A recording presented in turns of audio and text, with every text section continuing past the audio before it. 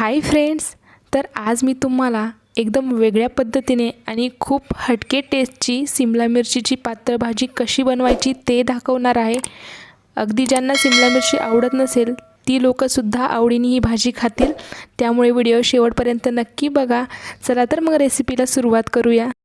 त्यासाठी लागणारे साहित्य, तर इथे मी 4 ते 5 सिमला मिरची स्वच्छ धुवून आणि अशा मीडियम साईजमध्ये कट करून घेतलेल्या आहेत।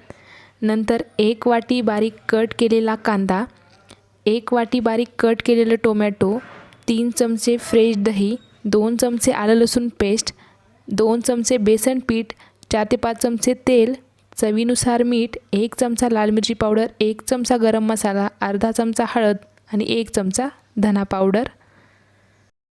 तर सर्वप्रथम आपण हे 3 चमचे फ्रेश दही घेतलेलं आहे। तर या दह्यामध्ये आता आपण पावडर मसाले मिक्स करणार आहोत। त्यामध्ये 1 चमचा लाल मिरची पावडर, 1 चमचा गरम मसाला, अर्धा चमचा हळद आणि 1 चमचा धना पावडर, हे सर्व पावडर मसाले घालून घेऊ। तर हे सर्व मसाले आपण या दह्यामध्ये चांगल्या प्रकारे मिक्स करून घेऊ। तर दह्यामुळे आपल्या सिमला मिरचीची टेस्ट आणखीनच छान लागते, त्यामुळे इथे मी दह्याचा वापर केलेला आहे। आणि जेव्हा रेस्टॉरंटमध्ये ग्रेव्हीच्या अशा भाज्या बनवल्या जातात तेव्हासुद्धा अशाच पद्धतीने दही आणि त्यामध्ये पावडर मसाले यूज केले जातात। आणि आजही आपण याच पद्धतीने भाजी बनवत आहोत, म्हणून इथे आपण दह्याचा वापर केलेला आहे। तर हे बघा, अशा पद्धतीने हे सर्व मसाले दह्यामध्ये छान मिक्स झालेले आहेत। ते 5 मिनिटांसाठी बाजूला ठेवून देऊ। आता दुसऱ्या प्रोसेसकडे वळू। तर गॅसवरती मी एक पॅन ठेवलेला आहे, त्यामध्ये अगदी 1 चमचा तेल घालू। तेल गरम झालं की त्यामध्ये आपण कट केलेली सिमला मिरची घालू। तर ही सिमला मिरची आपल्याला अर्धवट शिजवून घ्यायची आहे। तर आता यामध्ये अगदी चिमूटभर मीठ टाकू आणि याला छान हलवून घेऊ। तर यावरती हलकेसे डाग येईपर्यंत आणि ही अर्धवट शिजेपर्यंत आपल्याला छान परतून घ्यायचे आहे, म्हणजे भाजीच्या ग्रेव्हीमध्ये याला शिजण्यासाठी जास्त वेळ लागणार नाही। तर हे बघा, 1 ते 2 मिनिटांनंतर आपली शिमला मिरची अर्धवट शिजलेली आहे आणि त्यावरती डागही आलेले आहेत।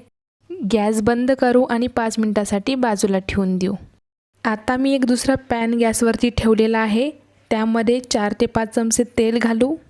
तेल चांगलं गरम झालं की त्यामध्ये अर्धा चमचा जिरे घालू आणि जिरे छान फुलले की त्यामध्ये 1 वाटी बारीक कट केलेला कांदा घालू।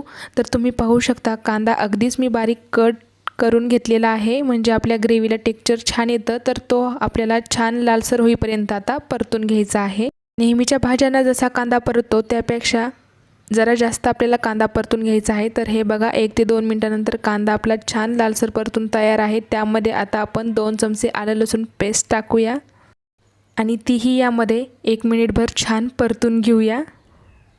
आलं लसूण पेस्ट आणि कांदा छान परतून झाल्यानंतर त्यामध्ये आता आपण घालणार आहोत 1 वाटी बारीक कट केलेला टोमॅटो।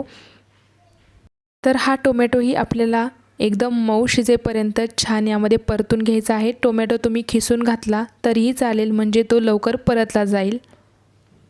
तर टोमॅटो मऊ आणि लवकर शिजण्यासाठी इथे आपण चिमूटभर मीठ घालू आणि ते पुन्हा छान हलवून घेऊ आणि त्यावरती झाकण ठेवून 2 ते 3 मिनिटं याला असंच शिजू देऊ।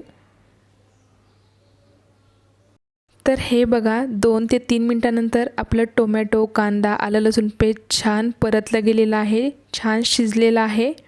तर आता यामध्येच आपण 2 चमचे बेसन पीठ घालूया आणि यामध्येच ते छान परतून घेऊया, म्हणजे याचा कच्चापणा निघून जाईल। तर हे बघा, मी याच पॅनमध्ये एकीकडे हे थोडंसं परतून घेत आहे। तर हे बघा, आपलं बेसन पीठ यामध्ये छान परतून झालेलं आहे। आता आपण यामध्ये दही घालणार आहोत, ज्यामध्ये आपण पावडर मसाले मिक्स करून घेतले होते। तर दह्यामुळे आणि बेसनमुळे आपल्या या भाजीची ग्रेव्ही छान दाटसर होते आणि त्याला एक वेगळ्या प्रकारची टेस्ट येते। तर दही घालून झाल्यानंतर तेही आता आपण यामध्ये छान मिक्स करून घेऊया। दही चांगल्या प्रकारे मिक्स झाल्यानंतर आता आपण यामध्ये 2 ते 3 चमचे पाणी घालणार आहोत आणि जास्त वेळ न हलवता यावरती झाकण ठेवून याला पुन्हा 1 ते 2 मिनिटं असंच गॅसच्या मंद आचेवरती ही ग्रेव्ही शिजू देणार आहोत।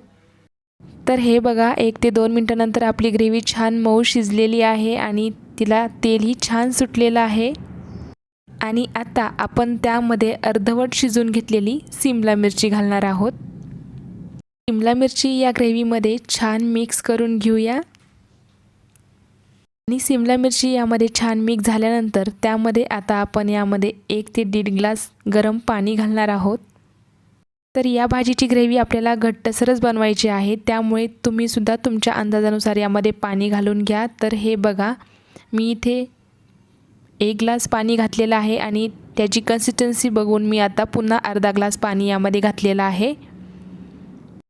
तर पाणी घालून झाल्यानंतर त्याला पुन्हा एकदा छान प्रकारे आपण हलवून घेऊ आणि त्यामध्ये चवीनुसार मीठ घालू। तुम्हाला जर कुठले मसाले कमी वाटत असतील तर तुम्ही यामध्ये पुन्हा ते मसालेसुद्धा घालू शकता चव बघून। आणि आता यावरती आपण झाकण ठेवू आणि 9 ते 10 मिनटं गॅसच्या मीडियम हीटवरती याला असंच शिजू देऊ। तुम्हाला जर माझा हा व्हिडिओ आवडला असेल तर लाईक, शेअर, कमेंट करा आणि सबस्क्राईब करायला विसरू नका। तर हे बघा, 9 ते 10 मिनटानंतर आपली भाजी छान शिजलेली आहे। तिचं टेक्स्चरही छान झालेलं आहे आणि तिला कलरही छान आलेला आहे। तर अगदी साधी, सोपी आणि खूप हटके चव देणारी ही भाजी तुम्हीसुद्धा घरी नक्की एकदा ट्राय करा आणि कशी झाली ते मला कमेंट करून सांगा। तर खाण्यासाठी तयार आहे चमचमीत, झणझणीत आणि हटके स्टाईल शिमला मिरचीची पातळ भाजी। व्हिडिओ शेवटपर्यंत पाहिल्याबद्दल धन्यवाद।